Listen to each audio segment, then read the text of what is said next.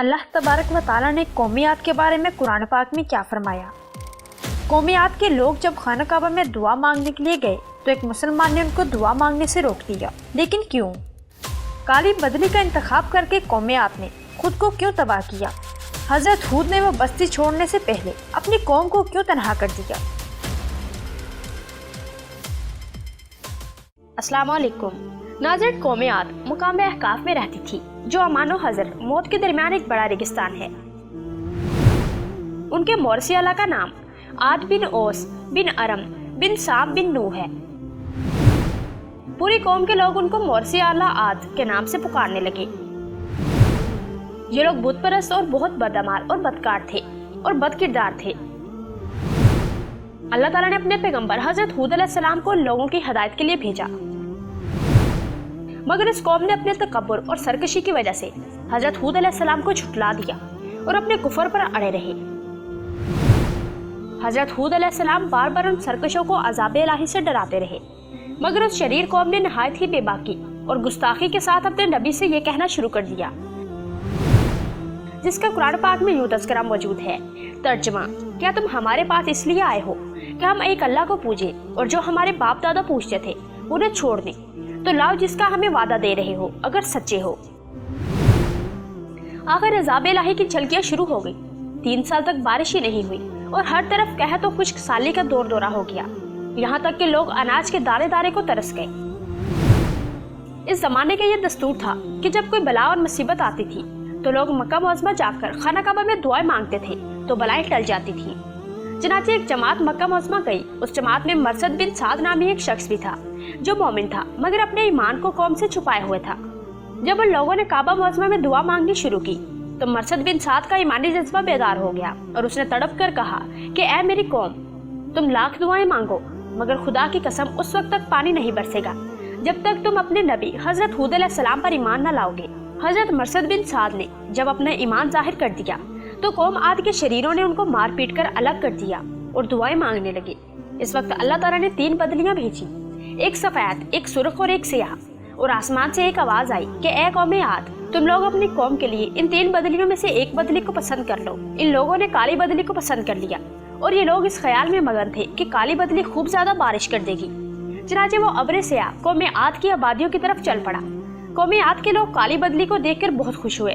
हजरत हूद अलैहिस्सलाम ने फरमाया, ए मेरी कौम, देख लो अज़ाब इलाही अब्र की सूरत में तुम्हारी तरफ बढ़ रहा है। मगर कौम के गुस्ताखियों ने अपने नबी को झुठला दिया और कहा कि कहाँ का अजाब और कैसा अजाब, ये तो बादल है जो हमें बारिश देने के लिए आ रहा है।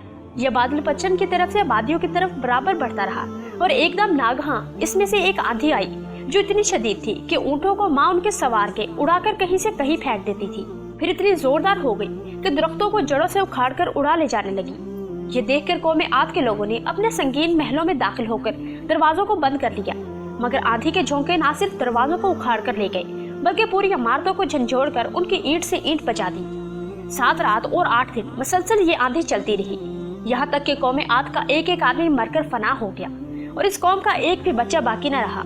जब आंधी खत्म हुई तो इस कौम की लाशें जमीन पर इस तरह पड़ी हुई थी जिस तरह खजूरों के दरख्त उखड़कर जमीन पर पड़े हों।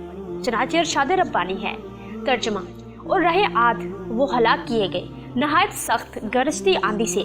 वो इन पर कुव्वत से लगा दी 7 रातें और 8 दिन लगातार। तो इन लोगों को इनमें देखो बिछड़े हुए, गोया व खजूर के डंड यानी सूखे तने हैं गिरे हुए, तो तुम उनमें किसी को बचा हुआ देखते हो।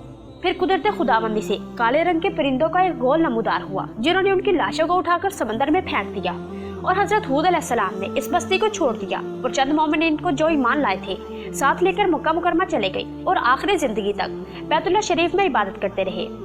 नाज़रीन, कुरान करीम के इस दर्दनाक वाक़े से यह सबक मिलता है कि कौम आद जो बड़ी ताकतवर और कदावर कौम थी और उन लोगों की माली खुशहाली भी नहायत मुस्तहकम थी, क्योंकि लहलहाती खेतियाँ और हरे भरे बागात उनके पास थे।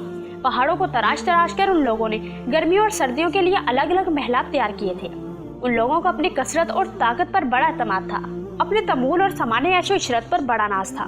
मगर कुफर और बदमालियों और बदकारियों की नहूसत ने उन लोगों को कहरे इलाही के अजाब पे इस तरह गिरफ्तार कर दिया कि आंधी के झोंकों और झटकों ने उनकी पूरी आबादी को झंझोड़ कर चकनाचूर कर दिया और इस पूरी कौम के वजूद को सफाई हस्ती से इस तरह मिटा दिया कि इनकी कब्रों का भी कहीं निशान नहीं रहा। तो फिर भला हम लोगों जैसी कमजोर कौमों का क्या ठिकाना? कि अज़ाब इलाही की झटकों की ताब ला सके। इसलिए जिन लोगों को अपनी और अपनी नस्लों की खैरियत और बका मंजूर है, उन्हें लाजिम है कि वो अल्लाह और रसूल अज़्ज़ा व जल की नाफरमानियों और बदअमालियों से हमेशा बचते रहें, अपनी कोशिश और ताकत पर अमाल सालिहा और नेकी करते रहें। वरना कुरान मजीद की आयतें भी हमें झंझोड़ कर ये सबक दे रही हैं कि नेकी की तासीर आबादी और बदी की तासीर बर्बादी है। कुरान मजीद में ये बात वाज़ेह है, जिसका तर्जुमा है, बहुत सी बस्तियां अपनी बदकारियों और बदअमालियों की वजह से हलाक और बर्बाद कर दी गई।